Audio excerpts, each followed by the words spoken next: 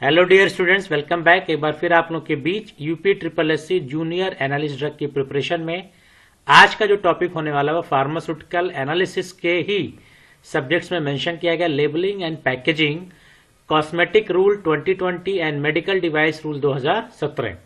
इसके पहले drug rules के बारे में मैंने वीडियो बना रखा है एमसीक्यूज। तो आज हम लोग कॉस्मेटिक रूल 2020 और मेडिकल डिवाइस रूल 2017 से रिलेटेड कुछ क्वेश्चन देखेंगे। तो आइए स्टार्ट करते हैं। इसमें पहला क्वेश्चन है कि as per the cosmetic rule 2020 what is the mandatory declaration required on the both the inner and outer label of the cosmetic product.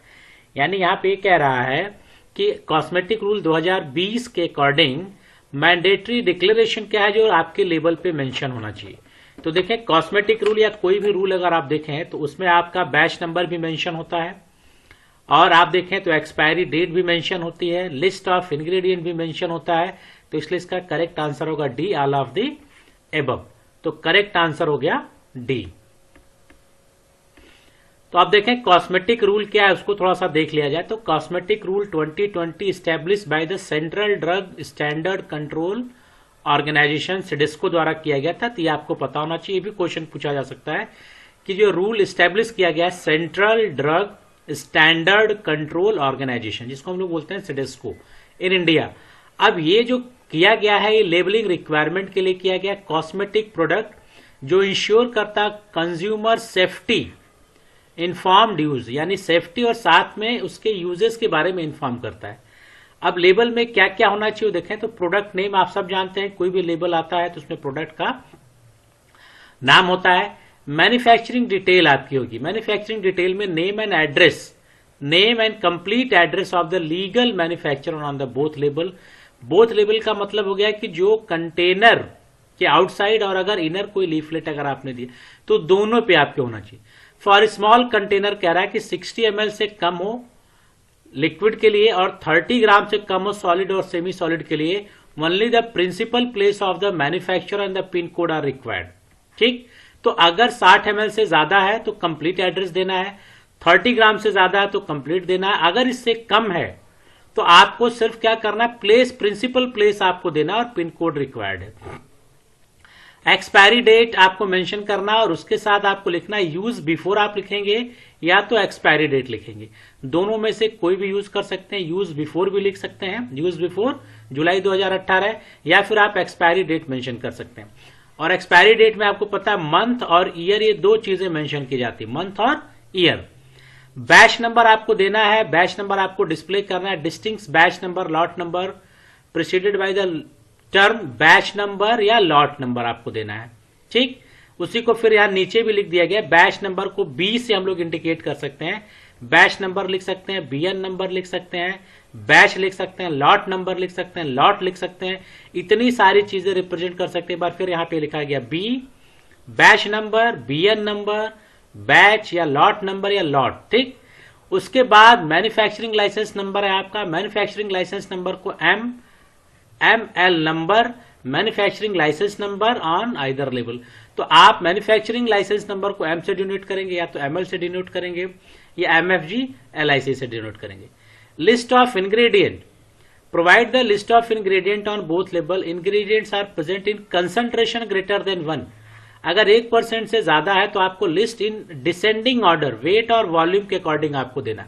तो आप देखें इंग्रेडिएंट्स की डिटेल जो होती है, अगर आप देखें तो वो इंग्रेडिएंट्स की डिटेल डिसेंडिंग ऑर्डर का मतलब है कि पहले आप जो भी इंग्रेडिएंट यूज करेंगे, अगर आपने कोई भी ए इंग्रेडिएंट यूज किया है तो ये 10% है, बी 5 है, तो हमेशा ज्यादा वाले को ऊपर लिखेंगे और कम वाले को नीचे लिखेंगे। इसको बोलते हैं डिसेंडिंग ऑर्डर। तो पूछा जा सकता है डिसेंडिंग ऑर्डर, और जो यूनिट होगी या तो वेट या वॉल्यूम, कुछ भी ग्राम में या तो एमएल में बताएंगे। फॉलोड बाय दोज 1% से लेस है, all preceded by the term ingredients. अगर 1% से कम है तो इंग्रेडिएंट्स वहां पे लिखेंगे। अब फिर वही एक दोबारा आ गया है manufacturing licence number.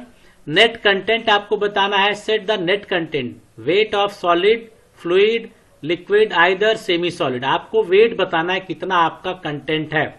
Content small packages like perfume not exceeded 60 ml और solid semi solid cosmetic do not exceeded 30 gram are exempted from the this. तो जिनका 60 से कम है या 30 ग्राम से कम है उसके लिए एग्जेम्प्टेड है। यूजर इंस्ट्रक्शन एंड वार्निंग भी होनी चाहिए, ठीक। इफ एप्लीकेबल, अगर आपने एप्लीकेबल है कि आपको वार्निंग और इंस्ट्रक्शन देना है तो भी आपको मेंशन करना पड़ेगा। एडिशनल आपको देना है रजिस्ट्रेशन सर्टिफिकेट नंबर, आप दे सकते हैं अगर आपने रजिस्ट्रेशन किया है। इंपोर्ट रजिस्ट्रेशन सर्टिफिकेट नंबर आपको आरसी नंबर या रजिस्ट्रेशन सर्टिफिकेट नंबर से आपको देना है। स्पेशल प्रोविजन देखें तो आपको स्पेसिफिक प्रोडक्ट्स के लिए हेयर डाई या फ्लोराइड के लिए, तो यहां पे देखें हेयर डाई के लिए जैसे यहां पे लिखा गया ना इंस्ट्रक्शन एंड वार्निंग, तो यहां पे आपको अगर हेयर डाई यूज करते हैं तो कॉशनरी स्टेटमेंट आपको देना पड़ेगा। Cautionary statement English and local language, ये दोनों में आप देखें जो इनर लीफ होता है उसमें हिंदी में, इंग्लिश में और बहुत सारे लैंग्वेजेस में लिखा रहता है। तो जिस स्टेट में आपको सेल करना होता है वहां का लोकल लैंग्वेज प्रेफर करते हैं। Warning about potential skin irritation and advising as primary test before use. तो डाई जो यूज किया जाता है जिसमें अमोनिया होता है वो स्किन इरिटेशन कॉज करेगा, और या तो अगर करेगा तो आपको मेंशन करना पड़ेगा कि आप यूज करने से पहले, बिफोर यूज करने से पहले चेक कर लें कि कहीं इरिटेशन तो नहीं आ रहा है। तो इसलिए देखें अब जो डाई होता है लिखा रहता है ईयर पिन्ना के पीछे यूज करिए, थोड़ी देर के लिए छोड़ लीजिए। ईचिंग या पैचेज बन रहा है तो आप इसका यूज नहीं करेंगे। फ्लोराइड टूथपेस्ट की बात कर रहा है कि must be specified fluoride content in parts per million. अगर आपके टूथपेस्ट में फ्लोराइड है तो आपको उसको पीपीएम में मेंशन करना पड़ेगा, चाहे वो क्वांटिटी कम हो या ज्यादा।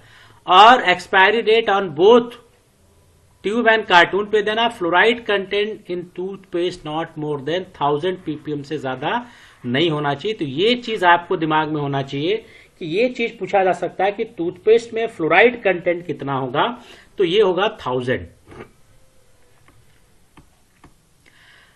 आप देखें कुछ और इंपॉर्टेंट चीज है इसमें, the permitted synthetic organic colour. अगर आप सिंथेटिक ऑर्गेनिक कलर या नेचुरल ऑर्गेनिक कलर यूज कर रहे हैं तो उसका भी नॉट मोर देन, इससे ज्यादा नहीं होना चाहिए। ये भी आपको याद रखना है। 2 parts per million arsenic calculated as arsenic trioxide, यानी 2 पार्ट्स पर मिलियन से ज्यादा आर्सेनिक आपके कॉस्मेटिक में नहीं होना चाहिए। 20 parts per million lead as calculated as a lead, यानी 20 पार्ट से ज्यादा लेड नहीं होना चाहिए। ज्यादा लेड की क्वांटिटी कॉस्मेटिक में यूज करना बैन है। 100 parts per million heavy metals other than lead, यानी लेड भी हैवी मेटल में आता है लेकिन लेड के लिए इन्होंने एक स्पेसिफिक दिया है कि ये 20 पार्ट से 20 पीपीएम से ज्यादा नहीं होना चाहिए। ये क्वेश्चन आपसे पूछा जा सकता है। लेड की जो क्वांटिटी वो 20 से ज्यादा नहीं होनी चाहिए, लेकिन और कोई हैवी मेटल है अगर तो वो 100 पार्ट्स तक हो सकता है। तो यहां देखिए ये क्वेश्चन बन सकता है आपका, यहां पे आपको दिमाग में रखना पड़ेगा कि लेड की जो क्वांटिटी है वो 20 पार्ट्स पर मिलियन है, और लेड के अलावा अगर कोई हैवी मेटल है तो उसके लिए 100 पार्ट्स पर मिलियन है। नो कॉस्मेटिक कंटेन हेक्साक्लोरोफिन, किसी भी कॉस्मेटिक में हेक्साक्लोरोफिन यूज नहीं होना चाहिए, ये आप दिमाग में जरूर रखिएगा। क्यों, एमसीक्यूज भी मैं दे रहा हूं और आपको कुछ थ्योरेटिकल पोर्शन भी बता रहा हूं। तो एमसीक्यूज और थ्योरेटिकल पोर्शन में यह है कि कुछ क्वेश्चन अगर एमसीक्यूज में नहीं आ पा रहे हैं तो वो आपके थ्योरेटिकल पोर्शन से कवर अप हो जाएंगे। और कॉस्मेटिक रूल हो या मेडिकल डिवाइस रूल हो, थोड़े समय में कंप्लीट बता पाना टफ है, लेकिन फिर भी मैंने कोशिश किया कि जो मैक्सिमम इंपॉर्टेंट पॉइंट हों जिससे क्वेश्चन आ सकते हैं वो मैं दूं। तो ये एक बड़ा इंपॉर्टेंट क्वेश्चन बन के आता है कि हेक्साक्लोरोफेन, ये एक हेक्साक्लोरोफेन कॉस्मेटिक में यूज नहीं किया जाता है। ये अगर आप यूज करेंगे तो सोप में यूज किया जा सकता है, ठीक, सोप में यूज करते हैं नो कॉल। लेकिन यहां पे provide that in case of soap, अगर आप सोप में कर भी रहे हैं यूज तो हेक्साक्लोरोफेन में भी कॉशनर यानी एक कॉशन लगा होना चाहिए।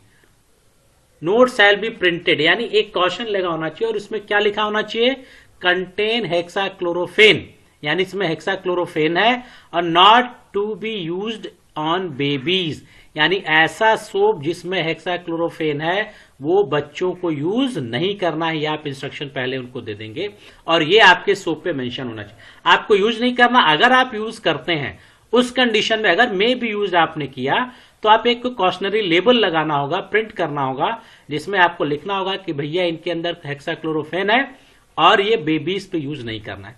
Cosmetic use mercury in the following portion, mercury भी यूज करेंगे तो फॉलोइंग प्रोपोर्शन में करेंगे। एरिया ऑफ आई के लिए अगर आप यूज कर रहे हैं तो 0.007% से ज्यादा नहीं होना चाहिए। 0.007% आई के लिए, मरकरी से ज्यादा यूज नहीं करना है। इन अदर फिनिश प्रोडक्ट्स में, कॉस्मेटिक प्रोडक्ट में unintentionally mercury shall not be 1%, यानी 1 ppm से ज्यादा नहीं होना चाहिए। ठीक, अनइंटेंशनली 1 ppm से ज्यादा नहीं होना चाहिए अदर में, और आई में बात करें तो 0.007%, इससे ज्यादा नहीं होना चाहिए। तो ये जो पूरा पेज है ये बहुत आपके लिए इंपॉर्टेंट है। सारे एमसीक्यूज तो मैंने नहीं दिया। ये 2 पार्ट्स पर मिलियन आर्सेनिक के लिए याद रखिए, 20 पार्ट्स आप लेड के लिए याद रखिए, 100 पार्ट्स आप हैवी मेटल्स के लिए याद रखिए। हेक्साक्लोरोफोन यूज नहीं करना है, लेकिन अगर यूज कर रहे हैं तो नॉट यूज ऑन बेबीज, ये मेंशन होना चाहिए। मरकरी के लिए आपके दिमाग में होना चाहिए कि आपका जो 0.007% से ज्यादा नहीं होना चाहिए, और अदर में 1 ppm से ज्यादा नहीं होना चाहिए। बाकी जितने भी लेबल आप देखते हैं, प्रोडक्ट का नाम, manufacturing licence number, batch number, manufacturing address, ये सारी इंफॉर्मेशन तो आप लेबल में देखते ही होंगे और आपको याद भी होगा। ठीक है। अब मेडिकल डिवाइस का अगर देखें, मेडिकल डिवाइस रूल 2017, वो तो था कॉस्मेटिक। अब मेडिकल डिवाइस देखें, which come into effect on January 1, 2018। ये इफेक्ट हुआ है 1 जनवरी 2018। मेडिकल डिवाइस रूल 2017 है, लेकिन इफेक्टेड हुआ है 2018 में। भी क्वेश्चन पूछा जा सकता है। These rule outline specific requirement to ensure that medical device are labelled appropriately the for safe and effective.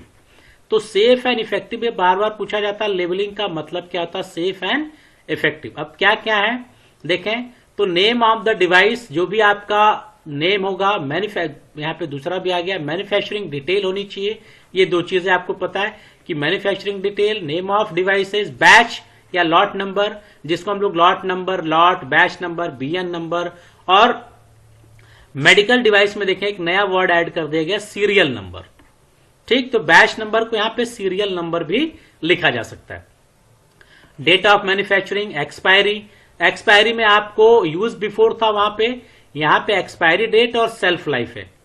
थोड़ा थोड़ा डिफरेंस आप देख रहे होंगे मेडिकल डिवाइसेस में, यहां पे एक्सपायरी डेट और सेल्फ लाइफ है, वहां पे यूज बिफोर या एक्सपायरी डेट था। इंटेंडेड यूज आपको बताना है डिवाइस का। इंस्ट्रक्शन फॉर द यूज, जो आपको इंस्ट्रक्शन देना है, इंस्ट्रक्शन आपको यूज, हैंडलिंग एंड स्टोरेज के बारे में आपको बताना है कि इसका यूज कैसे है, हैंडलिंग क्या है और इसका स्टोरेज क्या है। स्टेरिलिटी स्टेटस आपको बताना है कि अगर आपका जो डिवाइस है अगर स्टेराइल है तो आपको स्टेराइल लिखना पड़ेगा, अगर स्टेराइल नहीं तो आपको नॉन स्टेराइल लिखना पड़ेगा।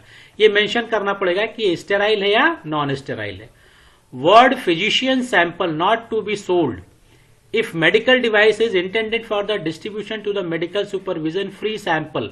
ये आपने देखा भी होगा, प्रोडक्ट पर लिखा रहता है physician sample not to be sold. ये मेंशन करना है, अगर आप फ्री सैंपल दे रहे हैं तो फिजिशियन सैंपल और नॉट टू बी सोल्ड आपको होना चाहिए।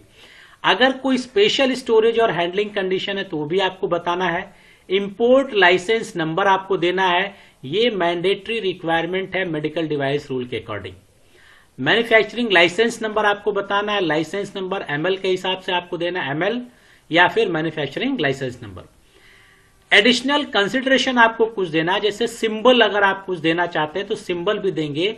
तो लेबल में bear symbol organise by the bureau of Indian standard. अभी देखिए एक नया आ गया BIS, bureau of Indian standard के हिसाब से आपके सिंबल होने चाहिए। ठीक, bureau of Indian and the international organisation for the standardisation ISO, इन दोनों के हिसाब से जो इन्होंने सिंबल मेंशन किया वो सिंबल भी मेंशन कर सकते हैं ड्यूरिंग द ट्रांसपोर्टेशन और स्टोरेज के समय। अगर कोई कंडीशन जैसे ग्लास का है तो ग्लास का हैंडल विथ केयर होता है। ठीक, जैसे आप देखें, आप जो प्रोडक्ट हम लोग खाते हैं वो वेजिटेरियन और नॉन वेजिटेरियन होता है। तो जो वेज होते हैं वो रेड कलर के होते हैं, सॉरी जो वेज होते हैं वो ग्रीन कलर के होते हैं। तो ये सिंबल हो गया, ग्रीन कलर आपने दे दिया तो वेज है और रेड कलर दिया तो नॉन। इसी तरह से आपको यहां पे भी सिंबल देना, और सिंबल आपको देना तो BIS और इंटरनेशनल ऑर्गेनाइजेशन ISO के हिसाब से देना है। Unique device identification, unique device identification ये इफेक्टिव हुआ 1 जनवरी 2022 से। 1 जनवरी 2022 से ऐड किया गया कि अब आपको यूनिक डिवाइस आइडेंटिफिकेशन देना है। तो जो भी medical device approved for the manufacture, sale, distribution, import must be bear unique device identification containing device identifier and production identifier, यानी यूनिक डिवाइस आइडेंटिफायर होगा, तो जिससे उसको आइडेंटिफाई डिवाइस को करना आसान होगा, प्रोडक्शन भी उसको आइडेंटिफाई कर सकते हैं। तो ये 1 जनवरी 2022 से इफेक्टिव हुआ है। Electronic instruction for the use, EIFU, ये UDI हो गया और ये हो गया EIFU, यानी electronic instruction for use as per GSR जो का रूल है 30, which went to into effective on January 15/2019 से। अब देखो ये चीजें आप लोग 15 जनवरी 2019 से electronic instruction for the use accepted by the, ये एक्सेप्टेड किया गया किसके द्वारा? सिडेस्को। ये भी सिडेस्को बारे में पूछा था, central drug standard control organisation, ये भी आप याद रखिए, पूछा जा सकता है what is the full form of CDSCO, what is the full form of BIS। ऐसा नहीं कि सब क्वेश्चन पूछे नहीं जा सकते, पूछे जा सकते हैं आपसे, central drug standard control organisation. अभी आपको पूरा इंस्ट्रक्शन प्रोवाइड करना है, ठीक। अब आप यह देखिए लास्ट में, instruction for the use can be provided electronic format downloadable from the internet, यानी आपको इंस्ट्रूमेंट है तो आपका वहां से जब चाहे वो कस्टमर या जो भी यूजर है वो उसको डाउनलोड कर सकते हैं। अब चलते हैं कुछ MCQs के साथ। तो देखें सेकंड क्वेश्चन है, what should be mention on the label if cosmetic product contain hazards ingredient. अगर हजार्ड्स इंग्रेडिएंट्स है उसके अंदर तो आपको क्या देना होगा? तो आपको यहां से पता चल गया, वार्निंग या कॉशन स्टेटमेंट देने हैं आपको। क्लियर है? वार्निंग और कॉशन स्टेटमेंट देना है, जो अभी आपने देखा हेयर डाई में लिखा था कि आपको वार्निंग या कॉशन स्टेटमेंट देना है। तीसरा है कि इन the cosmetic rule what does the term RC number stand for the label imported cosmetic। RC का मतलब क्या है? तो RC नंबर क्या हो गया? Registration certificate number, registration certificate number, ये हो गया। इंपोर्ट के लिए हम लोग को RC जरूरी है। अब what must be mention on the label of drug meant for the skin use. अगर स्किन यूज के लिए है तो उसके लिए क्या यूज करेंगे? ये ड्रग रूल में भी मैंने बता दिया था। ये फॉर एक्सटर्नल यूज हम लोग लिखते हैं कि अगर कोई स्किन के लिए है तो एक करते हैं हम लोग। अब देखें, फॉर स्मॉल कॉस्मेटिक कंटेनर जो 60 ml से कम है या 30 ग्राम से कम है सॉलिड और सेमी सॉलिड के लिए, विच of the following labelling requirement can be exempted. इसमें से कौन सा एग्जेम्प्टेड है?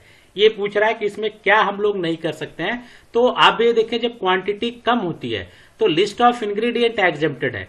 जो मैंने बताया कि जब अगर क्वांटिटी ज्यादा तो हम लोग लिस्ट ऑफ इंग्रेडिएंट देते हैं और साथ में उसका वेट और वॉल्यूम, उसकी क्वांटिटी भी मेंशन करते हैं। लेकिन अगर क्वांटिटी कम है तो लिस्ट ऑफ इंग्रेडिएंट्स वो एग्जेम्प्टेड हो जाता है। What is the minimum fluoride content required to be declare on the label of fluoride toothpaste as per cosmetic rule 2020। अब फ्लोराइड का कंटेंट कितना होना चाहिए? तो फ्लोराइड का कंटेंट 1000 ppm से कम होना चाहिए। आप देखिए, ये जितने भी आपके हैं, अब सारा क्वेश्चन तो नहीं बन पाता है, लेकिन ये दिमाग में आपको रखना, आपको फ्लोराइड का कंटेंट, लेड का कंटेंट, आर्सेनिक का कंटेंट, हैवी मेटल का कंटेंट, ये जो कंटेंट मैंने बता रखा है स्टार्टिंग में थ्योरेटिकल पोर्शन में, वो सारे कंटेंट को आप दिमाग में रखिए। जरूरी नहीं है कि फ्लोराइड पूछे, हो सकता है आर्सेनिक के बारे में पूछ ले, हो सकता है मरकरी के आई के बारे में पूछ ले। अभी जैसे आई के बारे में कहा गया 0.007, आई के अदर में क्या आपने 1 ppm कहा, तो ये भी पूछा जा सकता है। इसलिए आप अगर वो थ्योरेटिकल पोर्शन दिमाग में होगा तो यहाँ पे क्वेश्चन मैंने वो बनाया या नहीं बनाया मैटर नहीं करता, लेकिन आप उस क्वेश्चन को भी सॉल्व कर लेंगे। तो थ्योरेटिकल कवर करने से क्वेश्चन अगर मैं 20 दे रहा हूं, अगर आपने थ्योरी को भी अगर ध्यान में देखा तो वो लगभग 50 क्वेश्चंस के बराबर हो जाते हैं। तो इससे आपकी प्रिपरेशन और स्ट्रांग हो जाती है। अब 7वां है कि which of the following label information is required for hair dye product under the cosmetic rule 2020। Hair dye के लिए क्या था? कॉशन आपको देना जरूरी था, कॉशन। तो यहाँ पे कॉशनरी स्टेटमेंट देना है और इंग्लिश तो देना है, साथ में लोकल लैंग्वेज में भी देना है आपको, ये भी था। तो इंग्लिश और लोकल लैंग्वेज दोनों में देना अगर आप हेयर डाई प्रोडक्ट कुछ यूज कर रहे हैं। इसलिए जब हेयर डाई लेके आते हैं तो अंदर देखें एक लीफलेट होता है, कागज की पर्ची होती है, उस कागज की पर्ची में सारे इंफॉर्मेशन दिए जाते हैं आपके, इसलिए ये मैंडेटरी हो गया। 8वां है कि what should be mentioned if country of the manufacturing is not disclosed on the label of imported cosmetic product। ठीक, तो अब कह रहा है कि what should be mention if country manufacture not disclosed, ठीक, ऑन द लेबल। तो अगर कोई एड्रेस नहीं दिया है उस कंडीशन में क्या करना, आपको ये चीज याद रखना, मेड इन, फिर कंट्री होगा और डिक्लेरेशन, यानी मेड इन इंडिया आपको ये लिखना पड़ेगा कंट्री का नाम। ठीक है, तो कंट्री का नाम इसलिए लिखा रहता है किसी के, made in India. See, what does the cosmetic rule 2020 classify product as if it does not comply with the labelling requirement. तो what does the cosmetic rule 2020 कह रहा है, classify product as if it does not comply with the, अगर आपका कोई cosmetic product है और labelling requirement को कंप्लाई नहीं कर रहा है, रूल्स को फॉलो नहीं कर रहा, डज नॉट कंप्लाई का मतलब जो रूल्स आपने दिया उस रूल्स को फॉलो नहीं कर रहा, तो उसको हम लोग क्या कहेंगे, तो अगर रूल्स को जो फॉलो नहीं करेगा उसको बोलेंगे miss branded drug. Miss branded drug यानी जो रूल्स को फॉलो नहीं करता है, दैट इज अ करेक्ट। तो अब नेक्स्ट क्वेश्चन देखते हैं कि what is the minimum lead required to be used in the cosmetic preparation as per the cosmetic rule 2020। अब लेड की रिक्वायरमेंट कितनी होनी चाहिए, तो लेड की रिक्वायरमेंट देखा आपने 20 ppm। ठीक, लेड किस में आता है, हैवी मेटल में, लेकिन जब मेटल्स की बात कर रहे थे वो कितना था, 100 ppm। ठीक, तो दोनों आप इस तरह से अगर आप कंपैरिजन करके चलेंगे तो लेड का 20 था और हैवी मेटल का 100, तो हमें लेड के लिए करेक्ट आंसर हो जाएगा D. Which of the following is not a mandatory labeling requirement under the cosmetic rule 2020? इसमें से कौन सा मैंडेटरी रिक्वायरमेंट नहीं है, तो किसी भी कॉस्मेटिक में अगर आप देखें तो कस्टमर केयर हेल्पलाइन नंबर नहीं होता है। ठीक, तो ये मैंडेटरी रिक्वायरमेंट नहीं है। As per the medical device rule, अब थोड़ा सा मेडिकल डिवाइस देखें rule, which of the following mandatory on the label of medical device.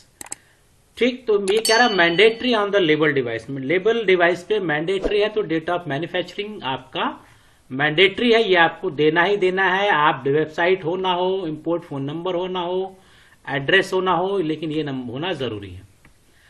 13 देखें, what is the required labelling component for an imported medical device के लिए। Imported medical device के लिए क्या होना जरूरी है, तो इंपोर्ट लाइसेंस नंबर होना जरूरी है। अगर आप कोई चीज इंपोर्ट करते हैं तो इंपोर्ट लाइसेंस नंबर जरूरी है। 14वां है कि which unique identification is mandatory on the label of medical device after 1 January 2022। अब ये पूछा भी जा सकता है कि यूनिक आइडेंटिफिकेशन मैंडेटरी कब इंप्लीमेंट किया, तो 1 जनवरी 2022, तो उसको हम लोग बोलते हैं unique device identification. Unique device identification बोलते हैं, तो करेक्ट आंसर हम लोग का हो गया UDI, that is a B. According to the medical device rule 2020, what must be included on the label if device is sterile. अगर स्टेराइल है तो हम लोग को क्या लिखना पड़ेगा, द वर्ड स्टेराइल करना पड़ेगा। ना हम स्टेराइलेशन मेथड देंगे, ना बैच नंबर, ना एक्सपायरी डेट, तो वहां पे आएगा द वर्ड स्टेराइल। 16वां, what is the primary purpose of labelling requirement for the medical device under the medical device rule 2020। तो what is the primary purpose, क्या है, क्या पर्पज है लेबलिंग का, तो सेफ एंड इफेक्टिव यूज था ही, कि हम लोग सेफ और इफेक्टिव यूज कर पाए। मेडिकल डिवाइस में अगर लेबल दिया गया है, सारी इंफॉर्मेशन दी गई है, तो उसको सेफ और अच्छे तरीके से हम लोग यूज कर पाएंगे, तो to ensure safe and effective use के लिए। 17वां, which of the following symbol can be used on the medical device label as per medical device rule. ठीक, तो हम लोगों को सिंबल यूज करना है, और सिंबल यूज करेंगे तो इंटरनेशनली रिकॉग्नाइज्ड सिंबल यूज करेंगे, जो इंटरनेशनल नंबर पर रिकॉग्नाइज्ड हो, ऐसे सिंबल को यूज करेंगे। और जिसके लिए आपने देखा था BIS था, ब्यूरो ऑफ इंडियन स्टैंडर्ड, और ISO था। ठीक है। 18वां, the medical device require specific storage condition where should be information is display. यानी अगर आपको कोई स्टोरेज कंडीशन देना है तो आपको कहां देना है, ये पूछ रहा है, किस जगह आप मेंशन करेंगे, तो आप label of the device on the label of device पे आप ये इसको मेंशन करेंगे। तो करेक्ट आंसर हो गया सी। 19th क्वेश्चन है कि what does the term RC number on medical devices, तो इसको बोलते हैं registration certificate number, registration certificate number. अब बी आ जाए तो आप बैच नंबर बनाएंगे, लॉट नंबर आ जाए तो बैच हो जाएगा। तो इस तरह से आपको देखना, एम आ जाएगा तो मैन्युफैक्चरिंग लाइसेंस नंबर, एमएल आ जाएगा तो manufacturing licence number, MFG licence number. तो ये जो शॉर्ट फॉर्म जो थ्योरेटिकल पोर्शन में बताया उसको थोड़ा सा केयरफुली आप लोग देख लीजिएगा, तो आपको क्वेश्चन करना आसान हो जाएगा। तो ये एमसीक्यूज रिलेटेड था आपके cosmetic rule 2020, medical device rule 2017 से रिलेटेड कुछ एमसीक्यूज थे जो लेवलिंग डिवाइस के सिस्टम पे आ गया था। तो इससे रिलेटेड क्वेश्चन भी आपसे पूछे जाएंगे। अब नेक्स्ट वीडियो में नेक्स्ट टॉपिक के साथ फिर कुछ एमसीक्यूज लेके आऊंगा। तब तक के लिए goodbye, have a nice day.